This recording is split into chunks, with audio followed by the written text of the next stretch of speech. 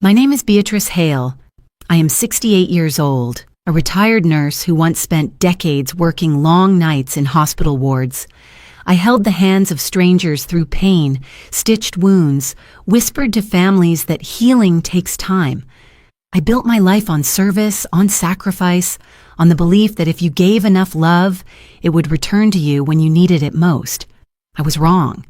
Today I stand inside a villa filled with sunlight and glass, a villa I never imagined would be mine.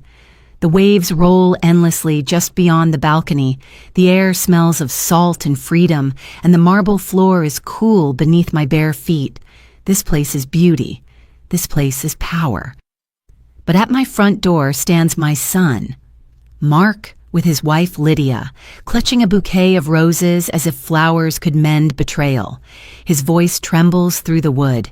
He calls me Mom again, like the word alone can erase the night he pushed me into the rain. And here is the truth I need you to hear at once. My billionaire brother found me homeless, broken and forgotten after my own son kicked me out. He gave me a new life and said, with a steady hand on mine, "This beachfront villa and $10 million are yours now." Days later, Mark stood at my door, flowers in hand, rehearsed apologies on his tongue. But it was too late. My brother saw right through his lies, and so did I. If you are wondering how a mother could ever arrive at this place, how a woman who once carried her son in her arms could now watch him knock like a stranger, stay with me. I will take you back because the story behind this moment is not just about wealth or betrayal. It is about silence, memory, and the power of standing again when the world thinks you are finished. I remember the night clearly, the storm, the cold, the heavy sound of my suitcase thudding onto wet concrete. I remember Mark's eyes, sharp with contempt, as he said I was nothing but a burden.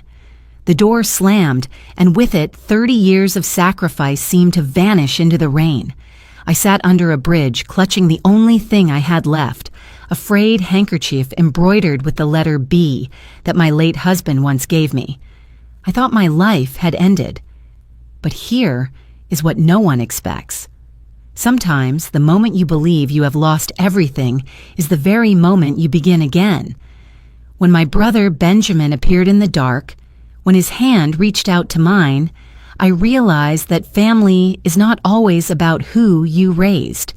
Sometimes it is about who refuses to let you disappear.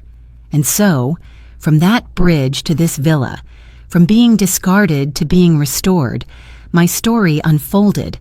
A story of contracts disguised as care, of false apologies, of quiet battles fought not with shouting, but with evidence, truth, and dignity.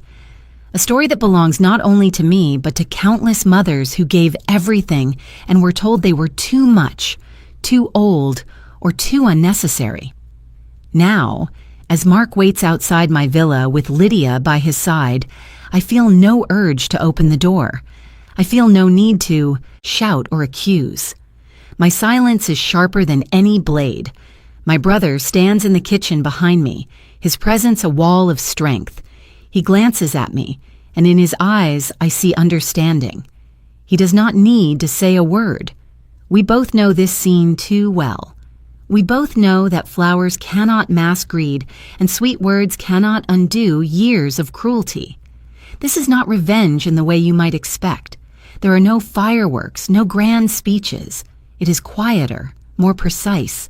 It is justice that comes like the tide, steady and undeniable. If you have ever been cast aside by those you loved most, if you have ever been told your worth had expired, then perhaps you understand the weight of this moment. Perhaps you too know that silence can be the most powerful answer of all.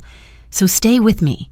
Walk with me through the storm, through the courtroom, through the moments when my son and his wife tried to dress greed as concern. Stay with me as I show you how I learned to draw the line, not in anger, but in clarity. Because what happened to me could happen to anyone. And what I chose to do, what I chose not to do, changed everything. Now, if you are still listening, Take this as an invitation. Sit with me in this villa by the sea. Hear the knocking at the door, steady, insistent. See the roses trembling in Mark's hand. Ask yourself the question I ask every time I hear his voice. Would you open the door? Or would you let silence speak for you? The sound of my son's voice that night will never leave me. It cut through the walls of the home I once built with my own hands, through the memories that clung to every frame, and it pierced straight into me. "You are nothing but a burden," Mark shouted, his eyes sharp with disgust. Then the suitcase, heavy with all that remained of my life, was hurled down the front steps. I heard the thud of it hitting wet concrete just as the rain began to fall harder. The slam of the door followed, a sound more final than any word could ever be. I stood there for a moment in the storm, frozen. Water soaked through my sweater, clung to my hair, ran down my face until I could not tell where the rain ended and my shame began. The porch light flickered behind the glass, but no hand reached to open the door. No voice softened the blow. My son, the boy I had once rocked to sleep during fevers, the child for whom I had gone hungry so he could eat, had cast me out as though I were nothing but an old piece of furniture left by the curb. My mind would not stop replaying those words. A burden. I remembered nights in our small kitchen when I pretended I was not hungry, sliding my portion onto his plate, whispering, "I am fine," while my stomach ached. I remembered walking miles to a clinic in the middle of the night when his fever would not break, clutching him to my chest, praying he would survive. And now, all that sacrifice, all those years of devotion were rewritten by one cruel declaration. I reached for my suitcase, the handle slick with rain. My fingers shook as I lifted it, but I forced myself to move, step by step, down the street. Each footfall echoed like a drumbeat of abandonment. The neighborhood was quiet, the windows closed, the curtains drawn. I could have screamed for help, but who would have listened? In that moment, I understood something I had only glimpsed before.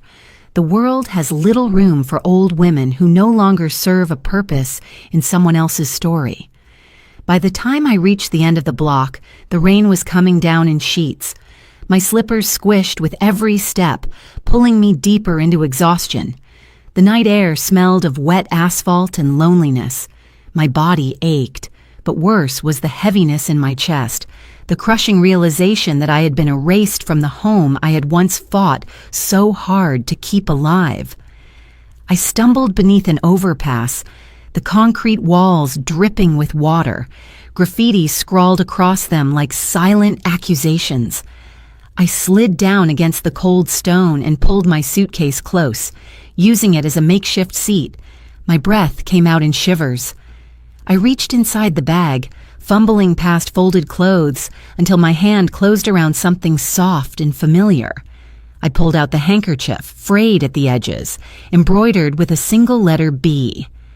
My late husband had given it to me years ago, a small token of love I had kept all this time. That handkerchief became my anchor. I pressed it against my face, felt the worn threads against my cheek, and let myself breathe. It was proof that once I was cherished, that once I was not invisible. But now, sitting under that bridge, I felt like a ghost.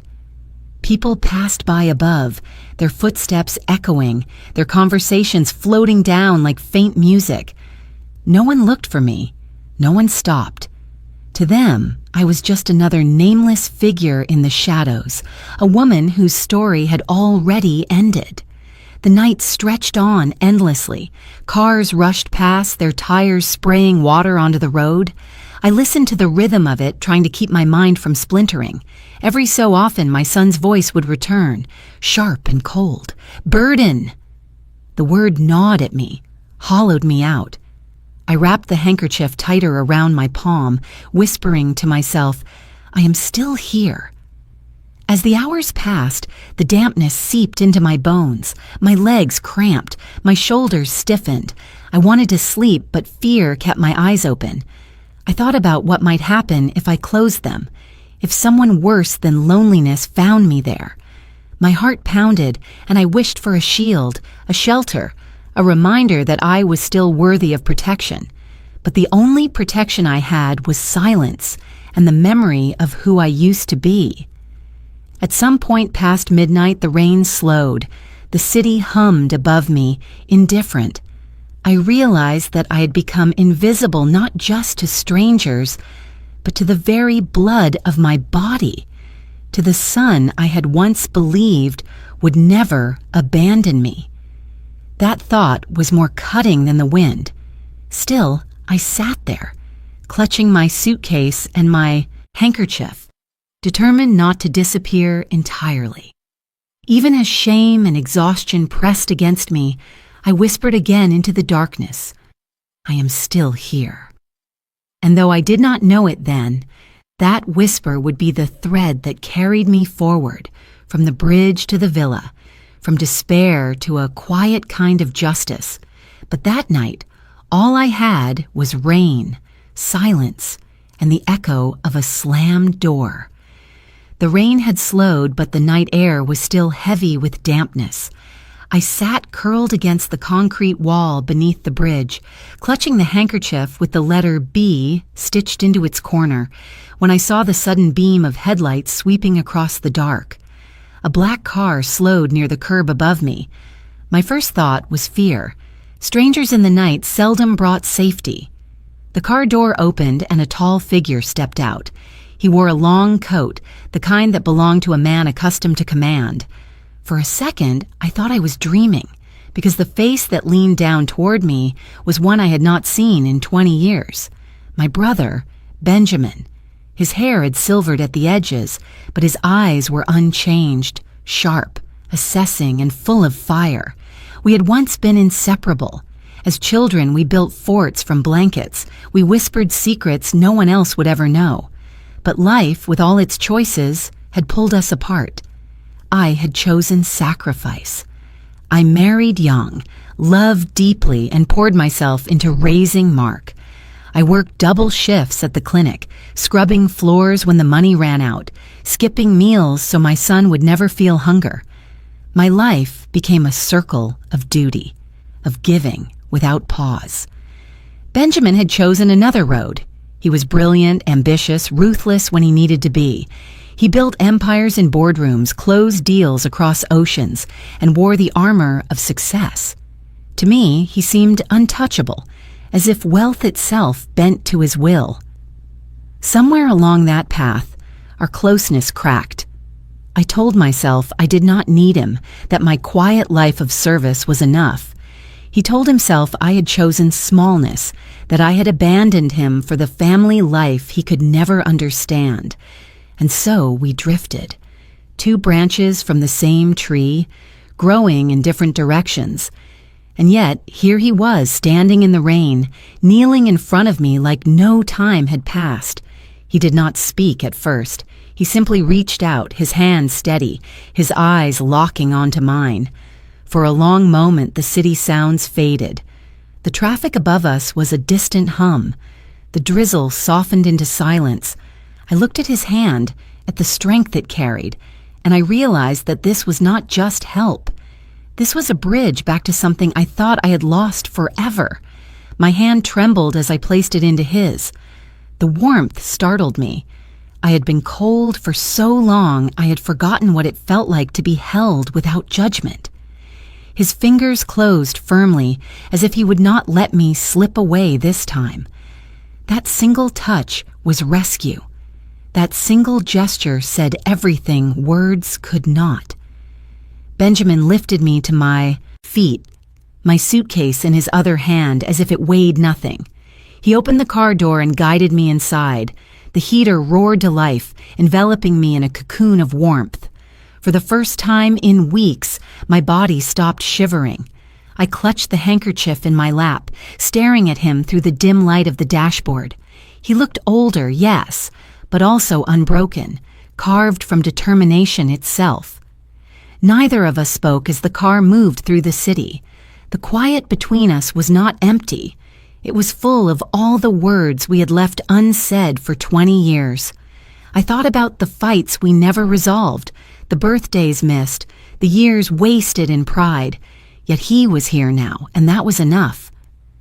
We arrived at a hotel just before dawn. He led me through the lobby, past curious eyes that lingered on my damp clothes, my bedraggled state. At the desk, he spoke with calm authority, arranging everything with a sweep of his credit card and a few clipped sentences. Soon I was standing inside a room that smelled of clean sheets and lemon polish. He placed my suitcase by the bed and turned to me. For the first time since finding me, his voice filled the space. "Tomorrow," he said simply, "you will have a new home." I wanted to protest, to tell him I needed nothing more than this small mercy, but the words caught in my throat. Instead, I nodded. The truth was, I did not know how to live without giving. I did not know how to accept such generosity without guilt. But Benjamin's tone left no room for argument. His promise was final, unshakable. That night, wrapped in a hotel blanket, I lay awake listening to the hum of the air conditioner. My body was warm, my stomach full for the first time in days, but my mind spun in disbelief. "Tomorrow," he had said, "tomorrow I would have a new home." As sleep finally pulled me under, I held the handkerchief close and whispered to myself, "Perhaps my story is not over yet." Morning sunlight poured through the wide windows of the hotel room, waking me gently. For a moment, I forgot where I was. I reached for the familiar creak of my old house, the sound of Mark clattering dishes in the kitchen, the rhythm of my life before it had been torn away. But then I opened my eyes and remembered that life was gone. I was no longer welcome in the house I had once built with love. Benjamin arrived just after breakfast, as crisp and decisive as ever. He didn't waste words. "Come," he said, and I followed him out to the waiting car. My body was still stiff from days on the street, but I kept pace. Something in his stride told me that my life was about to change again. We drove along the Florida coast, the morning sun shimmering across the water. My heart thudded as we approached a gated community. A guard nodded as the iron gate swung open. I pressed my hand against the window, my mind racing. This was not the kind of place where women like me lived. This was a world for the wealthy, for those who had never worried about skipping meals or choosing between medicine and groceries. The car stopped in front of a cream-colored villa with blue-tiled roofing. It looked like it had been pulled from a postcard. Benjamin stepped out, opened my door, and handed me a small envelope. Inside was a set of keys, heavy and gleaming in my palm. "This," he said, his voice firm but calm, "is your home now." I stared at him, unable to form words. My fingers clutched the keys as though they might vanish if I loosened my grip. "Benjamin, this can't be real." He didn't answer. Instead, he led me up the steps, pushed open the front door, and guided me inside. The villa was filled with light. The walls were painted a soft beige, the floors a cool gray stone. A kitchen with granite counters stretched out to one side, while a living room opened onto glass doors that looked toward the ocean. The air smelled of fresh paint and lemon polish. It felt too clean, too new, too far from the bridge where I had sat just nights ago. Benjamin placed a folder on the counter. Inside was a bank statement. I saw the number, $10 million, sitting in an account under my name. My breath caught. The room swayed for a moment. I whispered, "From a woman with nothing to this. How could I possibly deserve it?" The question tumbled from me before I could stop it. Guilt, disbelief, shame, all of it collided inside. I had spent my life giving, never keeping. I had spent years shrinking so others could grow. To suddenly hold this wealth, this power, felt impossible. My hands shook. Benjamin looked at me with the kind of steady focus that had built his empire. "You are asking the wrong question," he said. "It isn't about deserving, it is about worth. And you, Beatrice, are worth more than any figure on a page. You gave your son your health, your youth, your love. He discarded you. That does not erase your value. You are more deserving than anyone I know." Tears pressed at my eyes, but I held them back. His words struck a place deep inside me, a place I had buried long ago.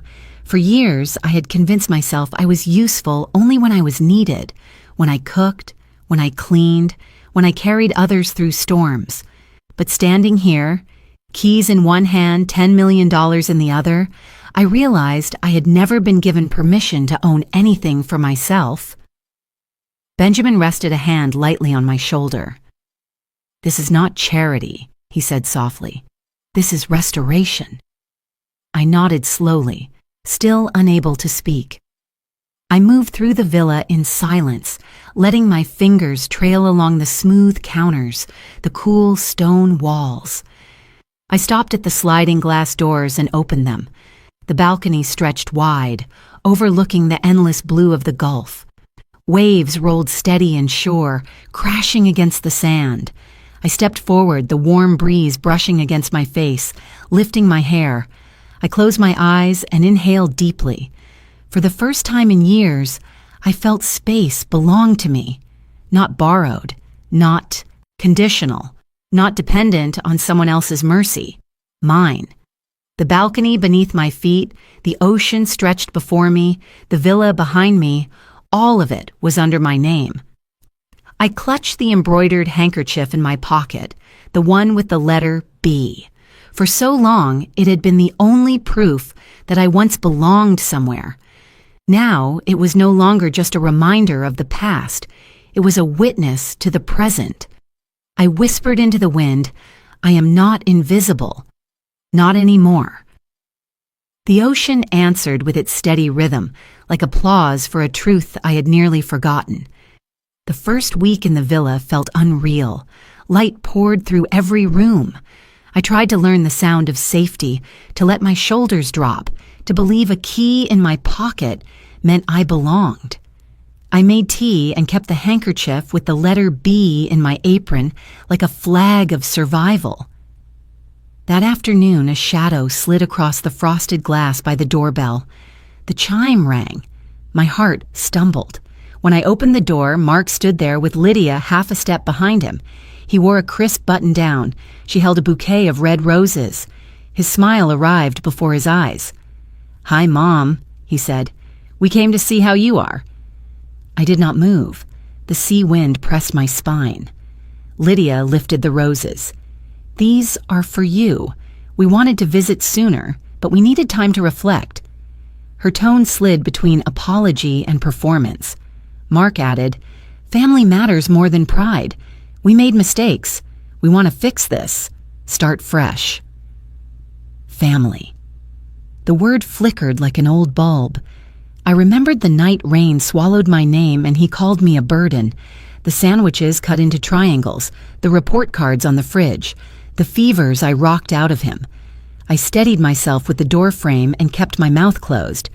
Benjamin stepped from the kitchen, sleeves rolled, calm as a judge. He studied their faces, then said, "Let us save time. Do not perform. We have seen enough." "I'm trying to apologize," Mark said. "Can a man not visit his mother without a tribunal forming in the foyer?" Silence settled on my tongue like a choice. Lydia gestured toward the living room. "Maybe we can sit. Talk like adults. We are family. Forgiveness is healing." Benjamin folded his arms. "Forgiveness is not access," he answered. Mark tried a different key. "Mom, I know I said awful things. I was under pressure. The business was failing. Lydia's mother was sick, the mortgage. Everything collapsed at once.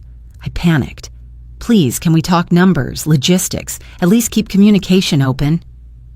Numbers and logistics. There was the shape of his need.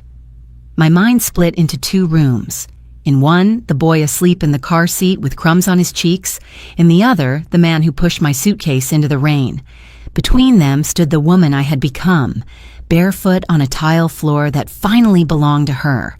If I opened the door wider, the rooms would merge into the same duties, the same erasure. I lifted the roses from Lydia and felt their weight. The thorns had been trimmed. risk removed, beauty curated. I set them on the console table and smoothed the ribbon with my thumb. "Thank you," I said, neutral as steam. I did not move aside. Lydia's smile tightened. "We can help with errands, appointments, paperwork." Benjamin's gaze did not waver. "What you want is the code that opens the life you forfeited," he said. "You are poisoning her against us," Mark snapped. "She can see on her own," Benjamin replied. A tremor went through me. I am a mother, I thought. I am also a person. Could I love the child I raised and still close the door on the man he had become? The moral weight pressed down. In the clinic, I taught families that boundaries save lives. Why had mine taken so long to arrive? Mark stepped closer. "One conversation. That is all I ask." Lydia added, "We found a counselor. We can meet. We can heal." She reached for my hand. I kept my hands at my sides. My silence stretched until it touched each wall. Benjamin ended it. "This visit is over," he said. "If you have something to say, put it in writing. Our counsel will review it." He guided the door a few inches forward. Mark's eyes jolted wide. "Mom," he said, softer now, "please." The word slid through me and rattled a memory loose, a preschool drop-off, a small voice asking me not to leave. I tasted salt and made a different choice. "I hear that you are sorry," I said. "I am still healing. I will not discuss finances. I will not reopen the past today." I nodded once. A small bow to the ghosts gathered between us. "Take care of yourselves." The door closed with a sound that did not break me.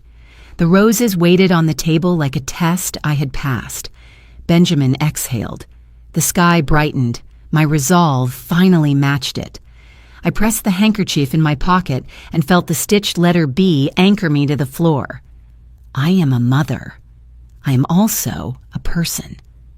I repeated it, steady as breath, while the sea kept time. It was a Tuesday afternoon, warm and bright, when the knock came. I expected the delivery man or a neighbor, but when I opened the door, a man in a charcoal suit stood on the threshold. He carried a leather briefcase and wore a smile too polished to be sincere. "Mrs. Hale," he said smoothly, "I represent a firm that specializes in elder care.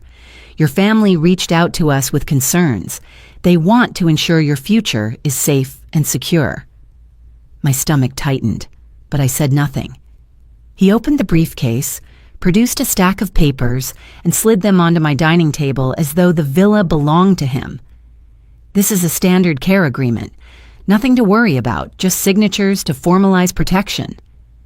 I sat down slowly, keeping my handkerchief folded in my pocket, my anchor of steadiness.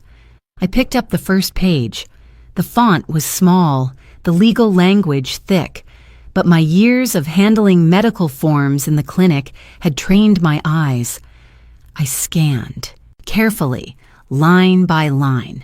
There it was, buried in the middle. Temporary guardianship, a clause that granted my son Mark full authority over financial decisions, including accounts, property, and medical consent. If I signed, the villa keys in my hand would no longer matter. My life would return to being managed, not lived.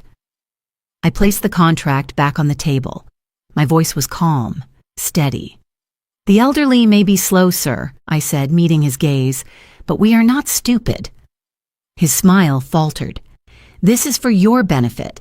Your son only wants to ensure you don't face unnecessary risks." I leaned forward, lowering my tone to match his. "My son already made his decision the night he called me a burden. If he is so concerned now, he can look me in the eye. You may leave." He blinked, as though surprised to find resistance. But before he could collect the papers, another knock came at the door. Benjamin entered with a woman I had not met before, tall, composed, with sharp eyes behind wire-rimmed glasses. "This is Harper," Benjamin said, placing a hand briefly on my shoulder. "My attorney." Harper walked straight to the table, flipping through the documents with brisk efficiency. She tapped the damning clause with one finger. "Classic guardianship trap," she muttered. "I've seen this language before. Too vague to look dangerous, too specific to be harmless." She closed the folder with a snap. "Mrs. Hale, do not sign anything like this." The suited man cleared his throat. "It's a misunderstanding. Her family,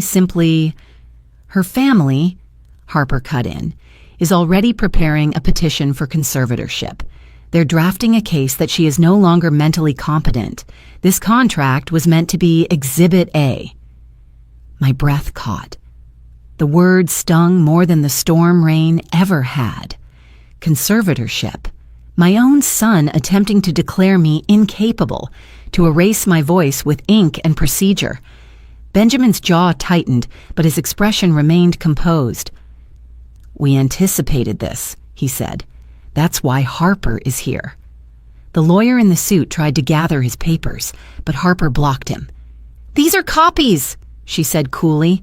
"We'll keep them. You can explain to your clients why their scheme has already failed." He hesitated, then left with a stiff nod, his polished shoes clicking across the tile. The door shut behind him, leaving only the sound of waves beyond the balcony. I sank back into my chair, my fingers pressed against the embroidered letter B in my pocket. Mentally incompetent. Was that truly how Mark saw me now? I thought of the years I managed clinic budgets down to the last cent, the meals stretched through recessions, the careful planning that had held our family together when Charles was still alive. And now my son wanted to paint me as unstable, all so he could hold the pen to my name. Harper's voice broke through my spiral. "Mrs. Hale, you are sharper than most clients I've ever worked with. But your son and his wife will not stop here. They will try again, and next time they'll disguise it better." Benjamin poured me a glass of water and set it in front of me. His presence was a steady wall. "Let them try," he said. "We will meet every strike with evidence, and we will not bend." I lifted the glass, my hand trembling slightly, and took a sip. The cool water steadied me. "Thank you," I whispered. But inside, the conflict burned hotter. I was a mother before I was anything else. Could I really face my own child in a courtroom? Could I watch him stand against me and not crumble? The sea wind carried through the open balcony door. I stood, walking toward it, the contract still on the table behind me. My eyes scanned the horizon. I whispered, too softly for anyone else to hear. How does a mother defend herself against her son? The ocean, steady and endless, offered no answer, only the promise that I was not yet defeated. The next morning, the resolve I whispered to the ocean met its first test. My phone buzzed. A bank alert flashed. Someone had requested to change the mailing address and primary phone on my largest account. A PDF attachment displayed my name in cursive. At a glance, it looked like me. My bones knew better. I had not signed anything. Benjamin stepped beside me. He tapped the link. The dashboard showed a red banner that read, "Pending profile update. Verify immediately." He set the mug down, voice calm. "This is why we put alerts on every line." Within an hour, Harper arrived, binder under her arm. We gathered at the kitchen island while the Gulf lit the floor. She opened the PDF, zoomed in on the scrawl. "Your capital B is open. This loop is closed. Your last stroke falls. This one rises. It is a forgery." Cold slid through me. "They want the mail," I said. "If they control the mail, they control the paper." "Change of address is the first lever," Harper replied. "Then a replacement card, then a verification call, then a power of attorney pushed under urgency. We block it here." She called the bank's fraud desk. Benjamin confirmed voice security. The pending change was canceled, an internal hold placed, and a case number issued. I stared at the signature. It stared back like a mask. I pressed my husband's handkerchief into my palm and felt the stitched B. The cloth was imperfect, therefore honest. A sentence formed. "They do not want me. They want money." Harper's phone buzzed. She scanned the screen, then angled it toward us. Monitoring picked up an outbound email from Lydia's personal address to a boutique practice called Leland & Cobb. Subject, POA template and mobile notary. She attached a draft. Metadata shows it was edited on Mark's laptop at 1:13 a.m. Benjamin exhaled. They do their ugliest work at night. We printed the email and preserved the metadata report. Harper looped in an investigator who watches intake lines. By afternoon, he forwarded a voicemail captured from the firm's number. Lydia's voice filled the kitchen, cheerful. She asked for a clean elder care package that would let an adult child step in fast. Banking access, medical authorization, friendly tone. She spelled my name. Heat rose in my face. She sounds like she is ordering flowers, I said. Not flowers, Benjamin answered. A key. The bank sent logs for the attempted update.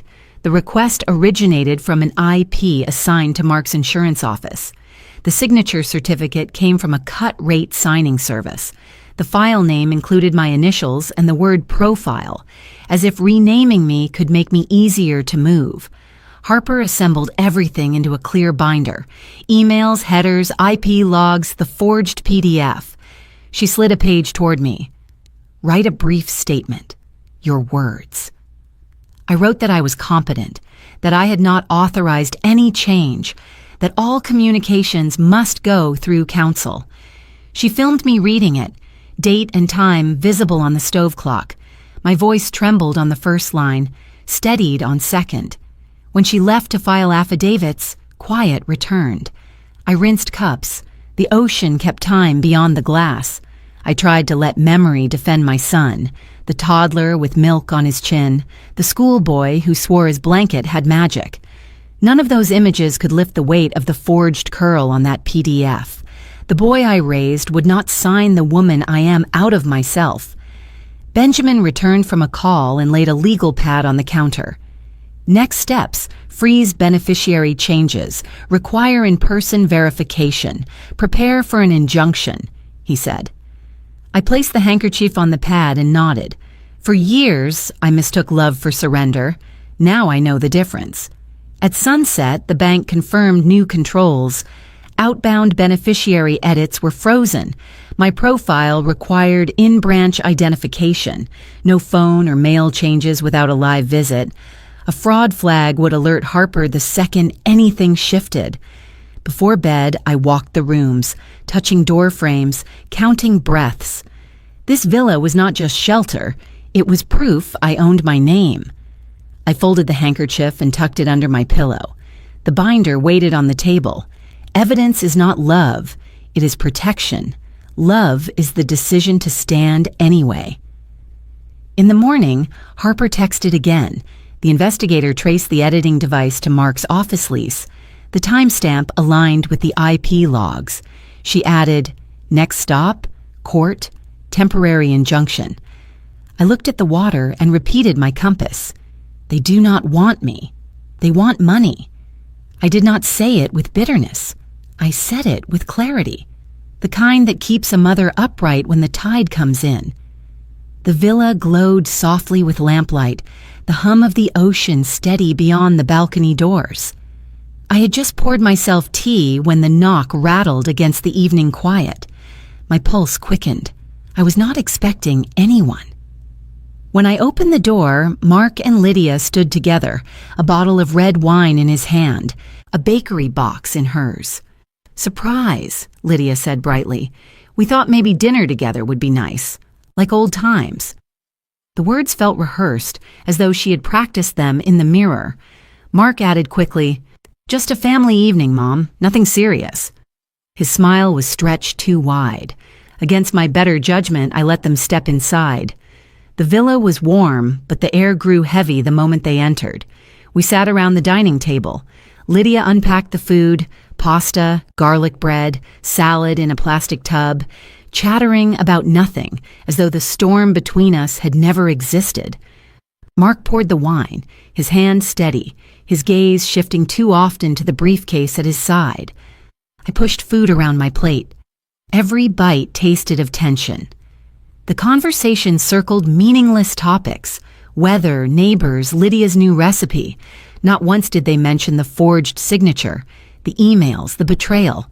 Instead, they spoke as though forgiveness were already granted, as though the past weeks could be painted over with sauce and polite laughter. Finally, the silence broke. Mark leaned back, sipping wine, then set the glass down.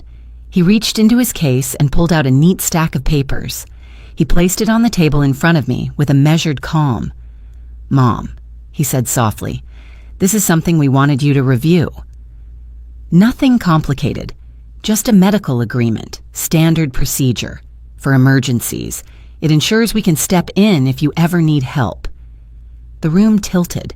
My hands tightened on the edge of the table as I pulled the packet closer. I scanned the first page. The title read, Family Health and Support Agreement. The language at first glance seemed harmless: coordination, assistance, care.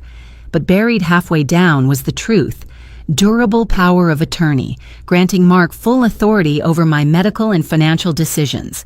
If I signed, every choice I made, every dollar, every treatment would belong to him. I lifted my eyes slowly. "A medical agreement?"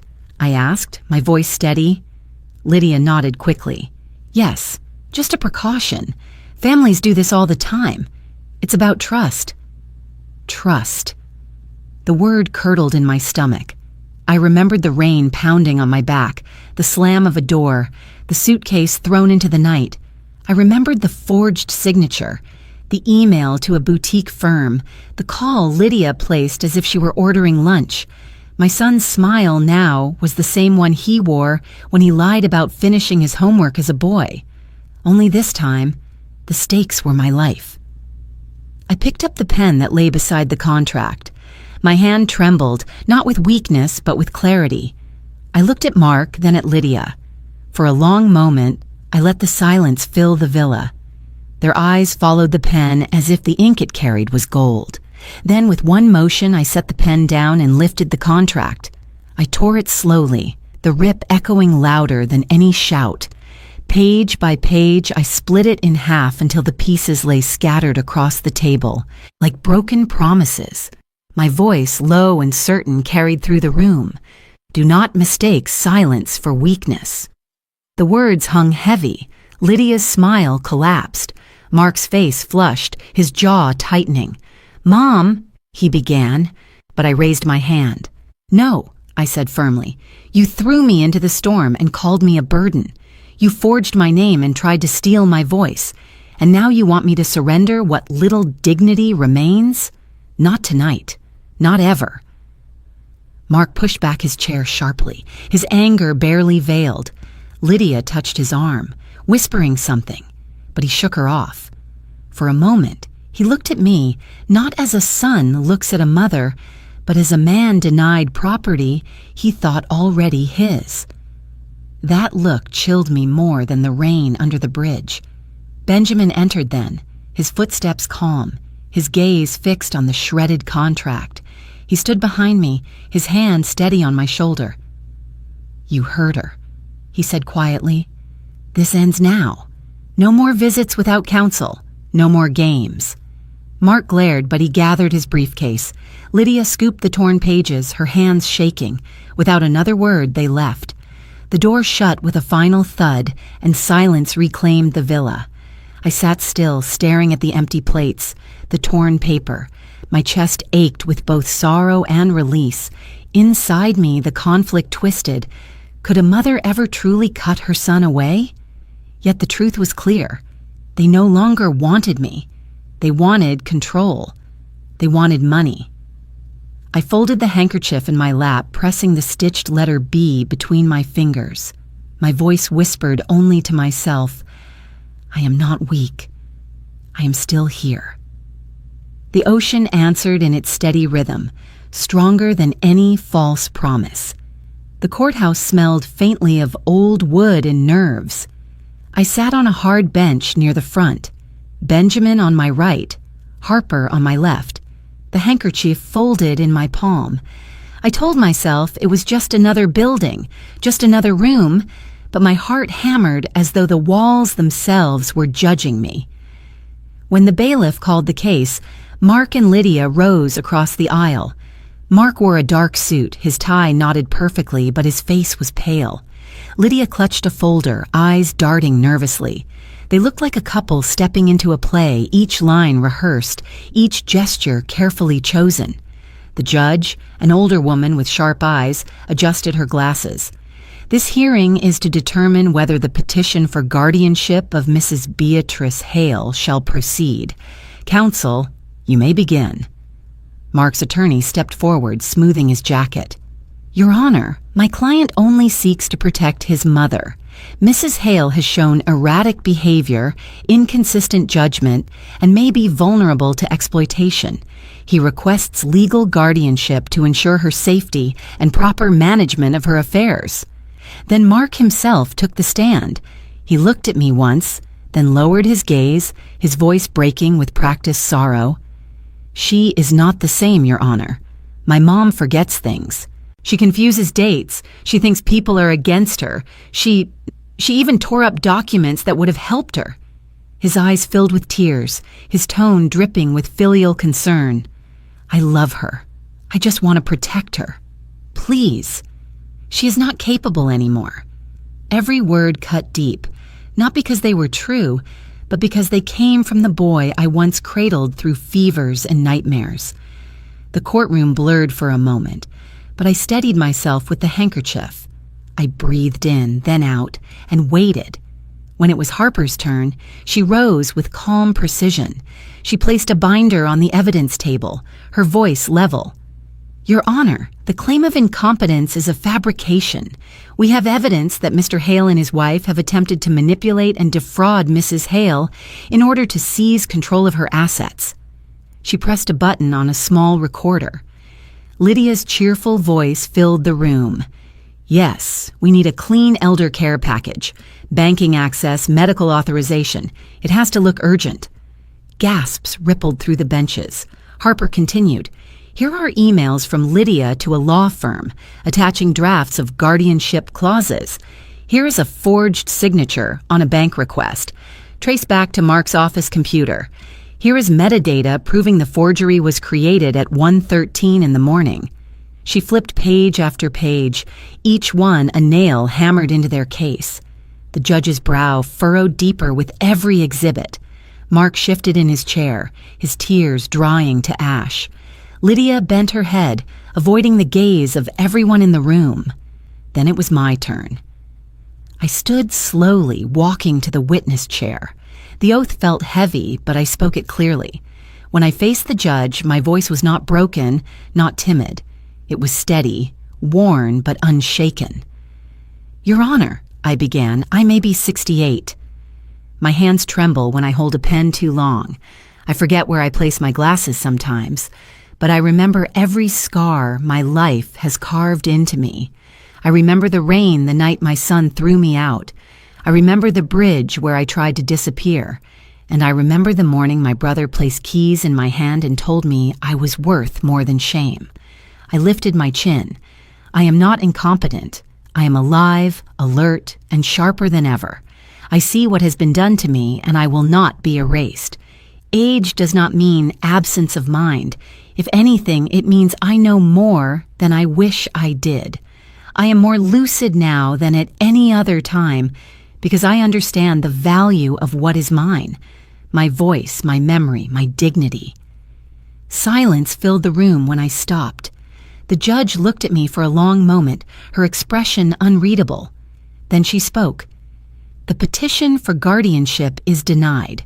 Furthermore, due to substantial evidence of fraud, forgery, and misrepresentation, I am referring this matter to the District Attorney's Office for investigation. This court will not be used as a weapon against the competent. The gavel struck, sharp as thunder. The decision was final. I turned my head. Mark sat frozen, his face drained of all color. Lydia's eyes fell to the floor, her shoulders collapsing inward. No words came from them. None could. Benjamin placed a hand over mine. Harper gathered the binder, and together we rose. My legs trembled as I walked out of that courtroom, but my heart felt steady for the first time in years. I had not screamed, I had not cursed. I had simply stood and spoken the truth, and the truth, at last, had spoken back. Outside, the autumn air was crisp, sharp with the scent of rain. I breathed it deep, the handkerchief still folded in my palm. I whispered to myself, "I'm still here." The courthouse steps felt steeper on the way down, the air cooler, my lungs free. We drove home without music. When the villa's gate opened, something unclenched inside me. This time, the key in my hand was not a wish, it was proof. I set water to boil and washed my face and carried my journal to the balcony. The horizon wore a silver line. I opened to a fresh page and wrote, so my hand could keep pace with my heart. The day my son threw me out, I thought my life had ended. It was only the beginning. Benjamin came out with 2 mugs and sat beside me. He did not speak. He did not need to. His silence held like a railing, something to grip while the ground learned my name again. I pressed the handkerchief with the letter B into the crease of the book and felt the threads anchor me. "You do not have to be brave today," he said. "I am not sure bravery is what this is," I answered. "Maybe it is consent. I consent to being alive after all." He nodded once, eyes on the surf. We drank tea until the steam disappeared.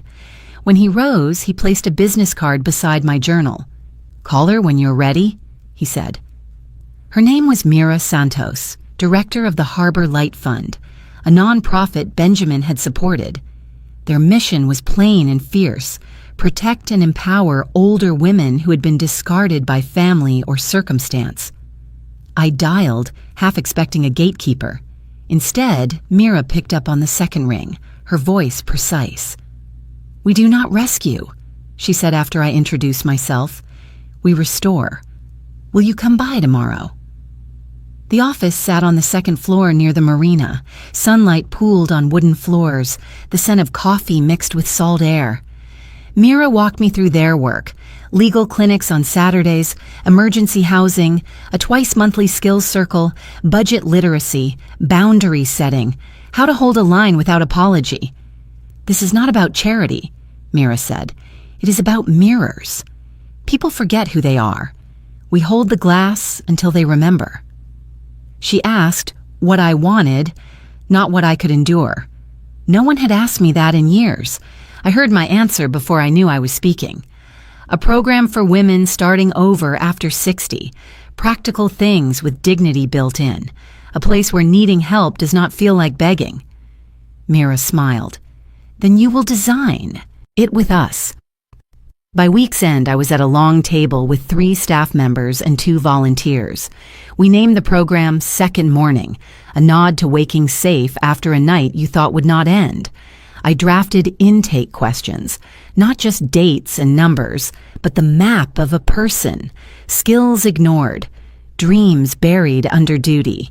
We partnered with a clinic for wellness checks. Harper agreed to teach a session on predatory contracts. Benjamin pledged a matching fund for microgrants. At night, I returned to the villa and wrote in my journal. The entries grew steadier.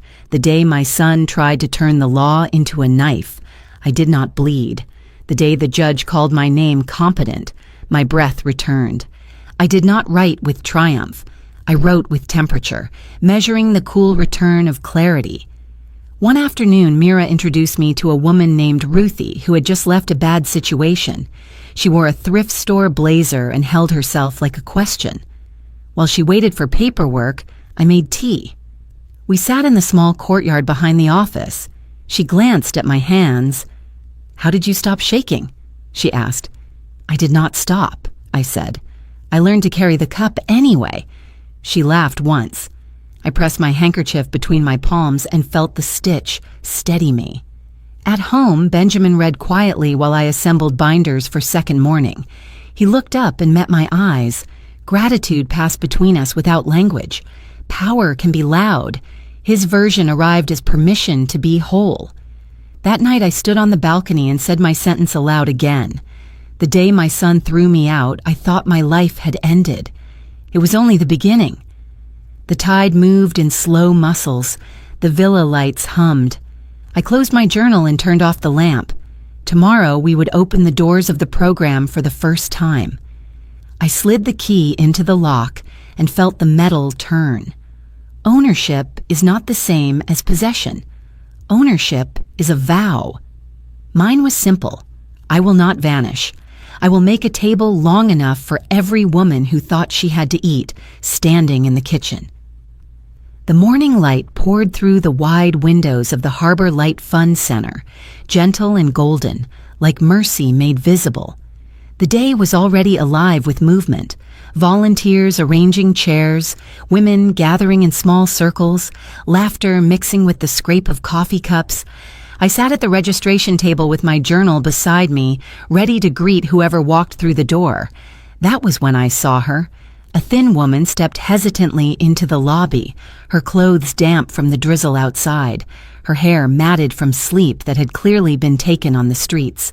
She clutched a plastic grocery bag to her chest as though it contained her entire life. Her eyes flickered from face to face, wary, uncertain, but also desperate. For a long moment, the room disappeared around me. She could have been me. 2 months earlier, under the bridge, cold and forgotten. I felt the old ache return, the sting of being invisible, the humiliation of needing but not asking. My hand drifted to the pocket of my cardigan where the embroidered handkerchief rested, the letter B worn soft by years. I stood and walked toward her. She froze, like a startled bird, until I smiled. "Welcome," I said softly. "You're safe here. Come sit. Warm yourself." Her lips trembled, but she nodded. I guided her to a chair, poured her tea, placed a sandwich in front of her. She held the cup as though it might vanish. Watching her sip, I felt something shift inside me. It wasn't pity, it was recognition. The volunteers carried on around us, the program unfolding. A class began in the adjoining room, women discussing budgeting, resilience, and healing. Yet all I could see was this woman's reflection of my own past. She was the mirror that reminded me why I had survived. Later, when the center quieted, I returned to my desk. My journal lay open, waiting. I placed the handkerchief on the table, smoothing its folds. The stitched letter B glowed in the afternoon light. For years, I had carried it as a reminder of loss. My husband gone, my son estranged, my name treated like paper to be signed away. But now, setting it down, I felt no grief. I felt closure. I wrote slowly, letting each word anchor me. I did not vanish. I did not lose myself. I only began again. The sentence looked back at me, clear as the ocean horizon. Mira passed by, touching my shoulder lightly. "Good session today," she said. "That woman you welcomed." She smiled for the first time in weeks. I nodded, unable to speak.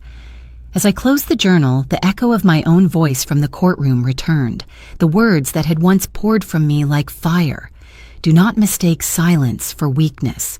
They no longer sounded like defiance. They sounded like a truth carved into bone. That evening, I walked home from the center along the coastal path. The villa rose ahead, its windows glowing. Benjamin was on the balcony, his figure steady against the darkening sky. I lifted a hand in greeting, and though the distance was wide, he raised his cup as if to say, "You are exactly where you belong." Inside, I placed the handkerchief on my bedside table.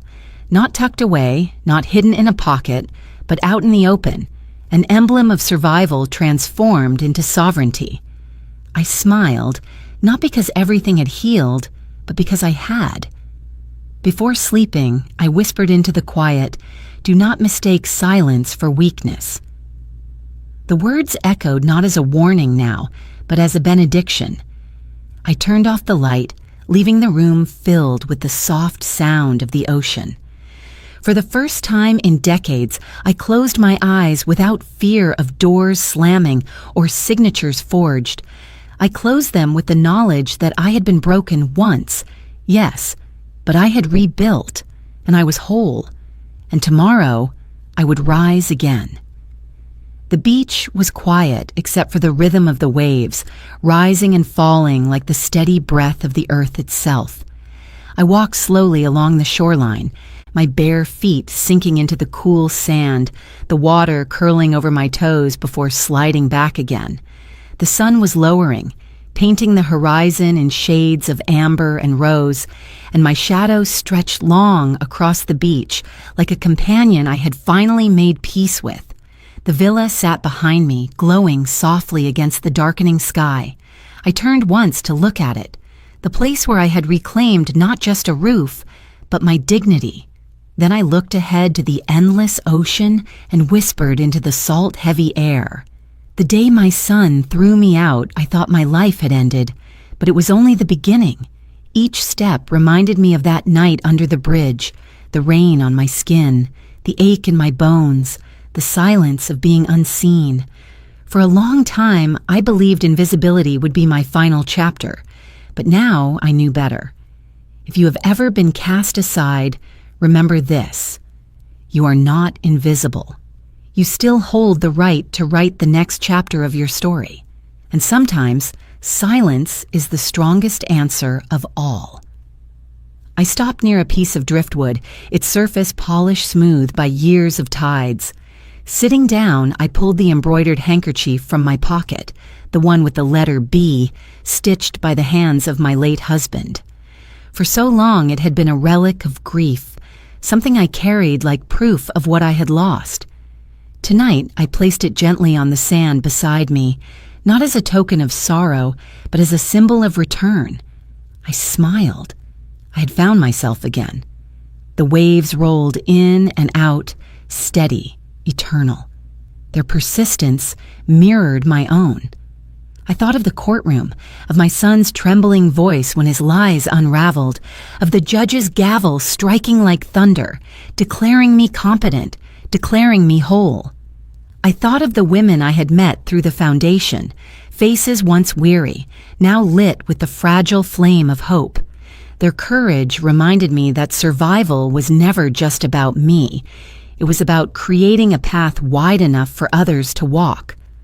I stood and brushed the sand from my hands, breathing deeply. The ocean air filled my lungs like medicine. In that moment, I felt no bitterness toward Mark or Lydia, only clarity. They had chosen deceit. I had chosen life. The contrast was enough. As I walked again, I thought of you, the listener, the witness to this journey. If you have lived through something similar, if betrayal or abandonment has ever darkened your door, what would you do? Would you forgive, or would you walk away? Share your thoughts in the comments below. Your story matters. Every voice, even whispered, has weight. And before this story closes, I want to ask you something tender. Where are you watching from? Is it a quiet morning with a warm cup of coffee, or a late night where stories like this keep you company? Let us know. We read every message with gratitude. If this story touched your heart, consider subscribing. Not just to hear more stories like mine, but to join a community that believes in kindness, healing, and second chances. Thank you for spending your time here today. Wherever you are in the world, I hope you carry this with you. Sometimes the miracle does not knock on your door. Sometimes it waits quietly until you are ready to open your heart. I paused at the edge of the surf, watching the waves break in foamy applause, and let my voice rise one final time. Do not mistake silence for weakness. The echo returned from within, not as a shield but as peace. Turning toward the villa, I walked slowly back, the tide at my heels, the sky ablaze with gold. My shadow stretched far ahead, long and certain. For the first time in decades, I knew my story was not ending here.